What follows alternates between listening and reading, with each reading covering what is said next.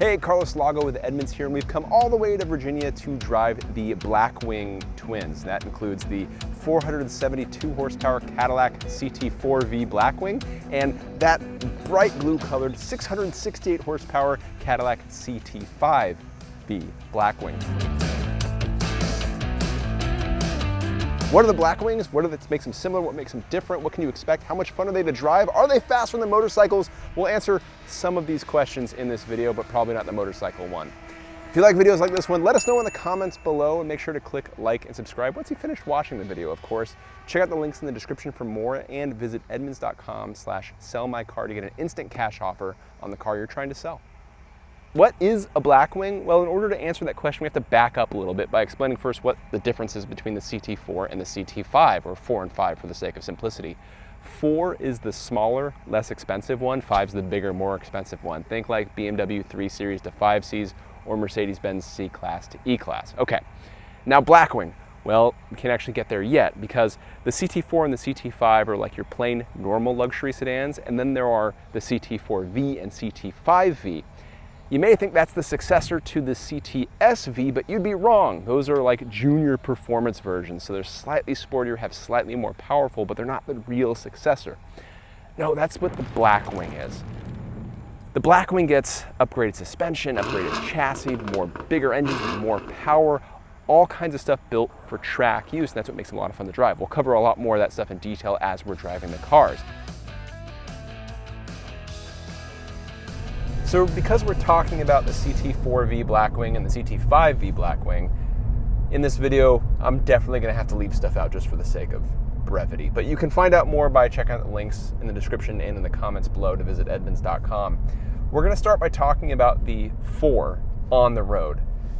Now this is a sedan that's gonna compete with the likes of the BMW M3, the Mercedes-Benz C63 AMG, the Audi RS4s of the world. Fairly competitive, really fun to drive sports sedans. So the question with this is, what is it like on the road? Because that's how people will be using it. It's pretty fun. We've got a twin turbo 3.6 liter V6 under the hood. It's got around 470 horsepower, which is a bit lower than some of those rivals that I mentioned. It also, because it's a V6, it sounds like a V6. Although Cadillac has done some nice things to emphasize the sound and make it a bit more exciting. As far as power delivery goes, it's robust. And my favorite part is the fact that you can flat shift with the manual transmission. These days, if you're gonna have a manual in a sporty car, it better be a good one. And this one, by and large, is a lot of fun to use. That mostly has to do with the fact that it's got a function in it where you can keep your foot on the gas pedal, and so long as you're near red line, you can shift without lifting your foot off the gas pedal. That no lift shift, it's really fun to do. You know, it does remind me of high school, but there also is a function to it. In this turbocharged engine, it keeps the turbos spooling, so you have to wait for them to come back when you finish the shift. And it does make for faster acceleration, but it also just makes you giggle. It makes your passengers giggle, or your spouse hate you if they're not into cars. Getting back to the engine though, I think the only criticism that I could really levy on it is the quality of the sound it makes. It delivers power in a pleasing way, but the sound is just not as exciting or thrilling as some of the other vehicles that this would compete against. And that's really the only knock against it. It's not bad, it's just not as exciting. Moving elsewhere through the car, we have adaptive dampers, of course. You've got a ton of electronic controls, from the differential to the stability control. All of it's adjustable. There's 5 modes of stability control intervention on top of your normal on and off that you can adjust accordingly for track use, and it all works great. In fact, we can cut to past me talking about what this is like to drive on a racetrack now. It's a lot of fun. With either transmission, the automatic shifts very quickly in its performance shift mode, very quick commanding upshifts, responsive downshifts. I felt no need to actually control the shifts myself. The logic was smart enough. The handling balance though, the handling balance was really enjoyable. This is a car built for people who know what they're doing behind the wheel on track. It seems like that's been baked into the chassis. Through the high-speed corners, this thing is really stable. There's one section on track here at Virginia International Raceway that's about 90 miles an hour or so, and it's a high-speed left. This thing could take through, I could build up confidence to approach that corner turn after turn. It was a lot of fun to do. Along some of the low-speed corners, there's some nimbleness, some neutrality in the chassis, so you can get into some oversteer if you're a little too aggressive in second gear, but that becomes more of a driver control issue. Overall, this car's very well controlled and a lot of fun to drive on track, and I'm really looking forward to comparing it to its contemporary rivals like the BMW M3 and Audi RS5 and all the other vehicles in that segment. I envy past me, so young, so full of hope. On the road, what's nice about having adaptive dampers like this car does, and a lot of sports cars, is that when you're driving on track, you can firm them up and get a ton of control on track, and then when you drive on the road, they all get soft. You put them in their softest setting, and this car is comfortable to drive as a result. Good visibility throughout all directions, a steering wheel that's nice and large and wrapped with a microfiber suede-like material. I'm not sure if it's actually Alcantara, but it feels good to my hands. Everything's clear and easy to read, and this could be a car that you could commute in every day. Doubly so if you get the optional 10-speed automatic transmission. That's going to cost you about an additional $3,000 because it comes with other options that are required when you get that transmission, and it works just as well if you don't want to shift gears yourself. And to be frank, after driving both transmissions back to back on a racetrack, it's personal preference. Get the one you like, get the one you think that you would drive more. They both have their pros and cons.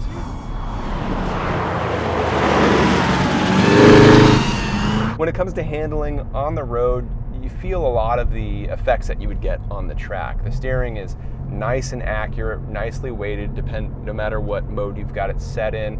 And you combine that with nice ride quality, it makes this car feel like it always has an edge with regard to sportiness, but not one that's gonna, cut you or feel too harsh. This is a largely comfortable car that the only thing I could change, it would probably be making it sound a little more thrilling. 4 and 5 Blackwings, like many modern sporty cars, have a variety of driving adjustments.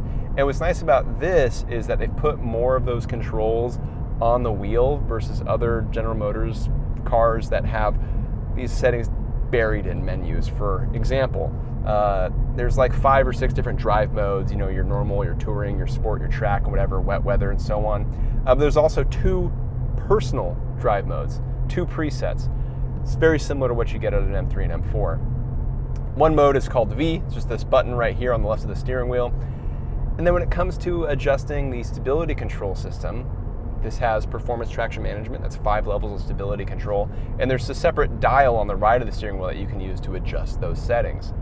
In our long-term Corvette, it's the same technology, but it's buried in a menu and you have to tap a button twice, and then it changes the way the dial works, and it can be a little confusing to get into if it's your first time. This is a lot more simple to reap the same benefits of that technology.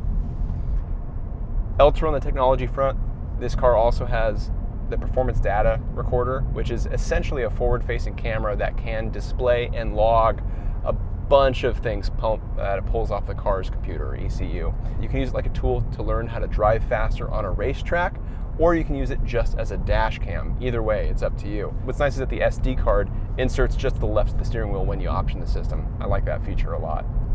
Overall, the CT4-V Blackwing has a lot of really nice things going for it.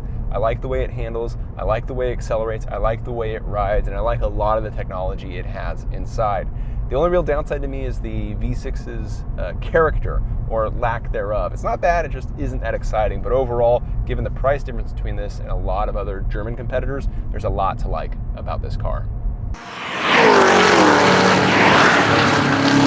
With the CT5-V Blackwing, everything gets scaled up. You have a larger, more expensive vehicle, but you also have an incredible amount of power. Nearly 700 horsepower from this supercharged 6.2-liter V8. Yes, a very similar one to the one that you may remember from the Corvette Z06. That's an astounding amount of power, but I gotta be honest, after driving this car for a bit on the track this morning in both manual and automatic, what's astounding to me is the ease that you can drive with 700 horsepower effectively, and a sedan that's, roughly 4,000 pounds. This is ridiculous and easy. That's what's incredible. So too is the 200+ mile-an-hour claimed top speed. We're on the full course of Virginia International Raceway, a track that I haven't spent a lot of time at.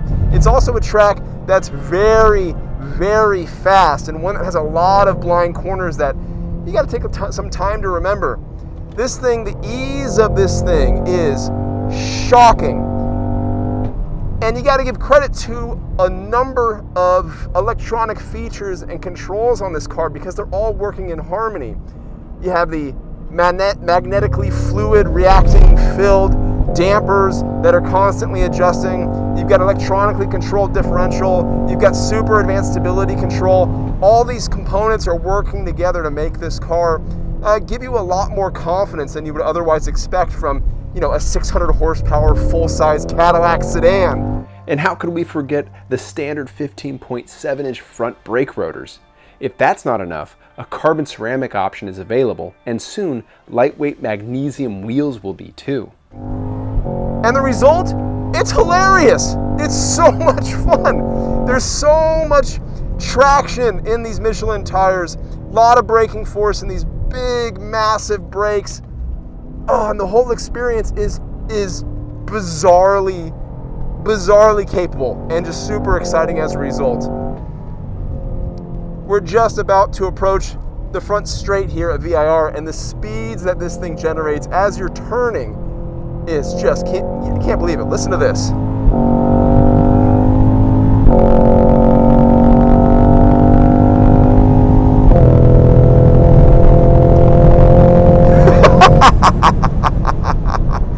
Oh, what an insane machine.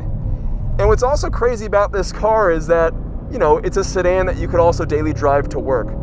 When you have this 10-speed automatic, you don't even have to think about shifting. The performance shifting does the magic. And then on the road, it's going to be comfortable and supple and compliant and all that stuff.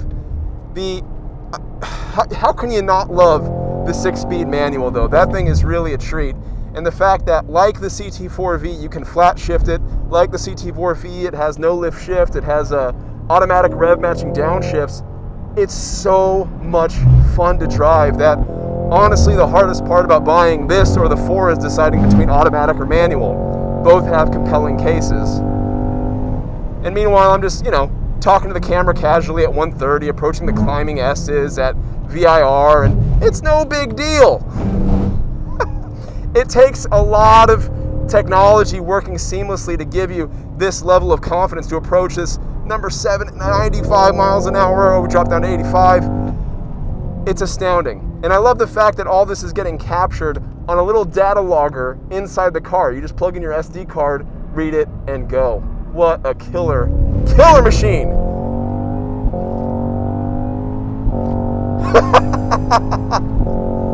Okay, so the confidence it delivers in spades, and it's a combination of so many things, from electronic controls. You also have the grip from the tires, the steering feel, and the traction overall.